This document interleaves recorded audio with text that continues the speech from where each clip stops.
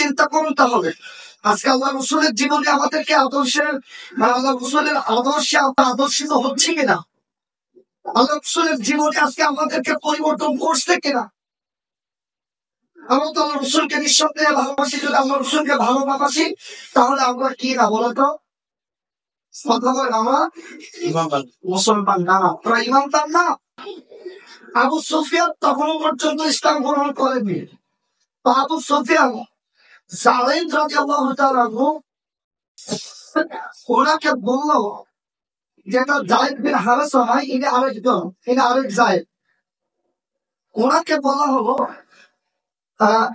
জায়েদ রাদিয়াল্লাহু তাআলা উনি আবু সুফিয়ানকে বললেন যে দেখো আমি এখানে আছি, আর মুহাম্মদ সাল্লাল্লাহু আলাইহি ওয়াসাল্লাম যেখানেই থাকুক, যদি মুহাম্মদ সাল্লাল্লাহু আলাইহি ওয়াসাল্লামের গায়ে একটা কাঁটা ঠোসা লাগবে, কাঁটা ঠোসা ফেলে, আর আমি আমার পরিবারের সাথে এখানে স্বাচ্ছন্দ্যে থাকবো, আমার পরিবারের সাথে আমি এখানে সেই জনে থাকবো, আমি এখানে ভালো থাকবো, এটাও আমি চাই সহ্য করতে পারবো।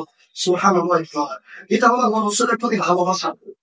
আজকে আল্লাহ রসুলের জীবনে আমাদেরকে আলোকিত করছে না, আল্লাহ রসুলের জীবনে আজকে আমাদেরকে পরিবর্তন ঘটাতে পারছে না।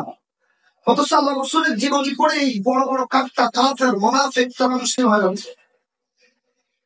তাহলে চিন্তা করুন আমরা কত নাম্বার মুসলমান আছি এত, মানে আমার আসলে মুসলমান দাবি করা সাজে কিনা। আমি নিজেকে মুসলমান দাবি করছি, অথচ আল্লাহ রসুলের জীবনে আমাকে পরিবর্তন করছে। আমি আল্লাহ রসুলের জীবনী সম্পর্কে জানি না,